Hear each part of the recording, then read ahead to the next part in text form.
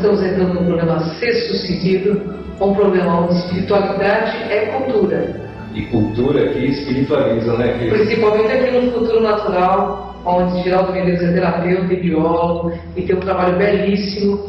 Tudo bem, Geraldo? Tudo bem, Cris. Que honra grande, né, que nós estamos tendo, né, pessoal? Falando com o Geraldo Medeiros, que é uma sumidade em diversos assuntos. Professor, vamos falar de contatos com seres multidimensionais. Nós sabemos que o senhor é um projetor consciente. Isso é fato. É verdade, é verdade. É um assunto que eu tenho fascínio por ele, porque eu vivencio experiências de projeção extrafísica desde os 15 anos de idade, né? Que quando aconteceu pela primeira vez foi uma coisa assim terrível, né? Fiquei com muito medo, não foi fácil, e depois fui aprendendo a como acionar, né, essa capacidade, até que perdi o medo, até que eu fui tendo essa possibilidade de vivenciar outras experiências que são experiências interdimensionais.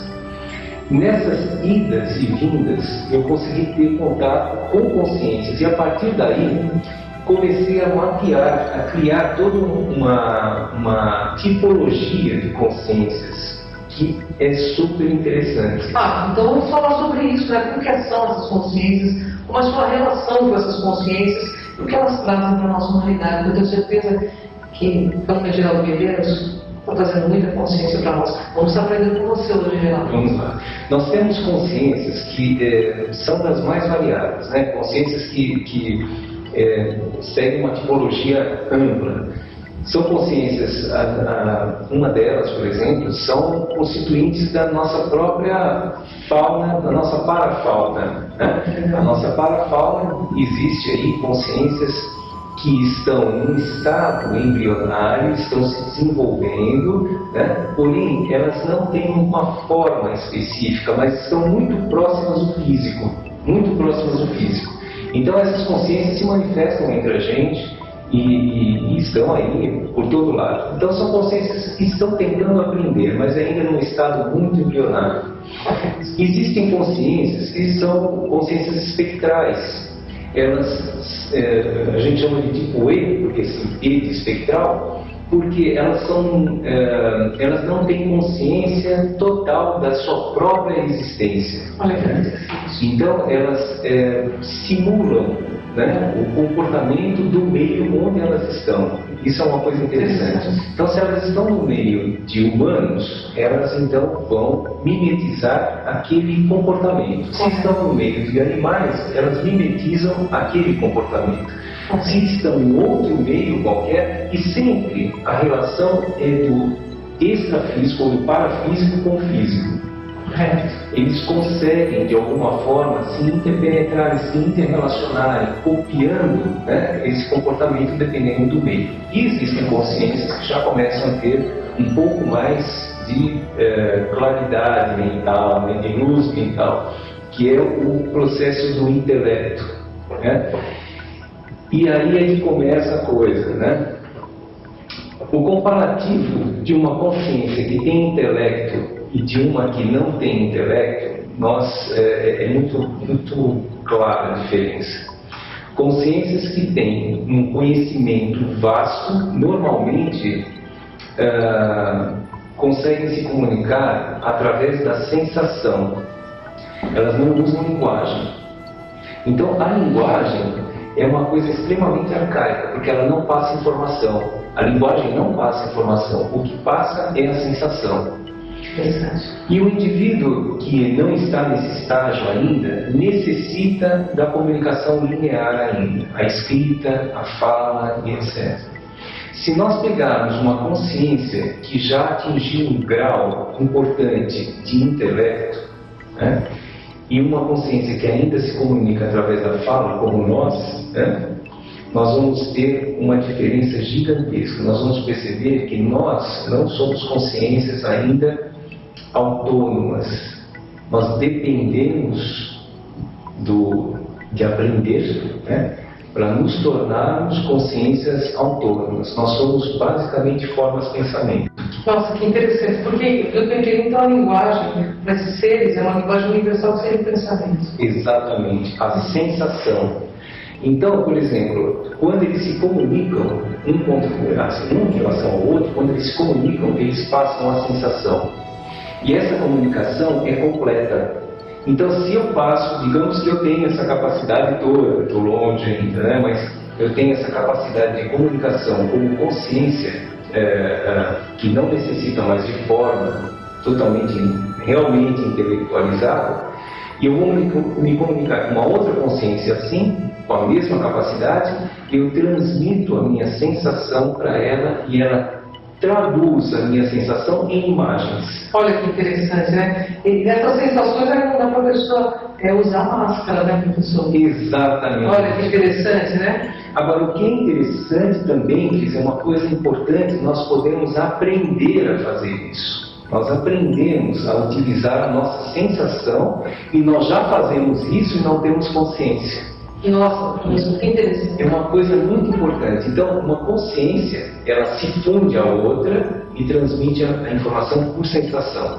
Nós podemos fazer isso também. Nós nos comunicamos através da sensação. Isso é uma coisa que a gente já faz. Por exemplo, você vai conversar com uma pessoa e você, mesmo antes de vê-la, você sente que tem alguma coisa que incomoda em relação àquela pessoa. É a sensação que está te transmitindo uma informação completa. Pode gerar uma simpatia, pode gerar uma antipatia logo de cara, né? Porque a informação de consciência para consciência é sentida e chega antes da fala, né? Então é uma coisa que nós estamos no limiar de aprender isso, não temos consciência total, mas nós podemos passar a ter consciência disso. Muito interessante. Professor, animal tem alma? Tem sim. Inclusive a minha gata fez uma projeção e ela foi exatamente onde eu estava e eu pude senti-la, eu vi e senti. Ela estava muito lá e de repente ela adormeceu. Assim, foi uma coisa impressionante. Uma coisa que nós precisamos aprender é que o animal não é sub-humano, ele é diferente. Ele tem o seu intelecto, ele reage e se comunica de uma forma diferente, totalmente diferente. A única coisa diferente que nós temos, né, em relação ao animal é que nós armazenamos informação. O animal, ele armazena informação, porém ele não processa a informação e reproduz a informação. Então um gato não vai contar para o outro o que ele vivenciou no dia anterior. Ele não precisa disso. Não é interessante, né, para ele. Mas eles têm uma forma de comunicação diferente da nossa. Então a gente tem que parar com essa história de achar que animal é inferior. Não, ele não é inferior, ele é diferente, né? E ele se projeta, ele tem uma consciência específica e muitas vezes fora do corpo ele se comunica de igual para igual. Olha, que interessante, hein? Interessante. Professor, me fala uma coisa, nessa questão animal, que eu acho que é muito pertinente atualmente, porque muitas pessoas, como o senhor disse, subjugam animais e acreditam realmente que são seres inferiores, né? Nós sabemos que não é, porque eles trocam uma afetividade gigante com a gente. Exatamente. Na realidade, como que seria na visão espiritual ou na condição consciencial, como seria a evolução desses seres? E por que eles estão com nós aqui nesse planeta, onde nós fazemos tanta maldade ainda desses seres? Nós temos um erro também, que é outro erro, de achar que o animal um dia vai se tornar humano. Não, ele pode se tornar humano ou não. Ele pode partir para um outro tipo de evolução totalmente diferente, paralela à nossa, totalmente diversa, né? E pode também, quem sabe, um dia se tornar humano. Porém, o que é interessante nessa relação com os animais é que a consciência do animal é muito mais estável que a nossa. É muito mais estável. Então, é difícil de você chegar e dizer assim: o animal X está num grau de evolução tal. Então, vou dar um exemplo. O corvo, ele quando encara a morte, porque a gente sabe que o corvo tem um comportamento barulhento, ele rouba coisas, ele faz intriga com o pessoal do grupo, parece uma espécie que eu conheço. Espécie humana. Então, o que ele faz? Quando o corvo do grupo morre, todos silenciam por exatamente 1 minuto. Todos ficam olhando para aquele corvo morto. Passou 1 minuto, eles se viram e voam em silêncio, em respeito. Olha que interessante, né? Interessante. Então, a gente precisa realmente tomar muito cuidado. Teve uma experiência de uma psicóloga que ensinou sinais de mão para os sinais, né, de surdo e mudo para uma chimpanzé. Essa chimpanzé se comunicava plenamente em um vocabulário já bem interessante. Essa chimpanzé, então, ela engravidou, teve um filhotinho, ele nasceu morto, né? E ela ficou 3 dias com o filhotinho andando para cima e para baixo no colo, estava em choque. A psicóloga disse o seguinte, pediu para ela entregar o filhotinho, dizendo que ele estava morto. E ela respondeu o seguinte, ele não está morto, ele está viajando. Nossa, que interessante, né? Isso, né? Muito interessante, né? Sabe, professor, nessa questão animal, uma coisa que o senhor está falando, inclusive, que é a questão de se projetar, e eu penso que isso seja uma realidade mesmo, porque em projeção eu já tive contato com o meu cachorro, que estava interessante. Eu penso que se essa força chamada Deus for justa, eu tenho pela nossa humanidade, pelo nosso comportamento em relação aos animais, que me causa um grande pesar, sabe, professor? Exatamente, exatamente. É uma coisa que é realmente preocupante, né? Porque se a gente imaginar que o golfinho tem uma capacidade matemática superior à nossa, se você imaginar que o corpo tem uma capacidade, um raciocínio matemático, às vezes superior à do chimpanzé, a gente já começa a questionar essa questão da evolução. Agora, se a gente não consegue, por exemplo, uma barata tem 12 cérebros, então ela tem um raciocínio, inclusive, não sei se vocês já viram, passar veneno no chão e deixar uma barata passar, ela detecta o veneno e ela levanta as patinhas para poder passar, para não ter contato com o veneno. Olha que interessante, de onde é que ela tirou isso, né?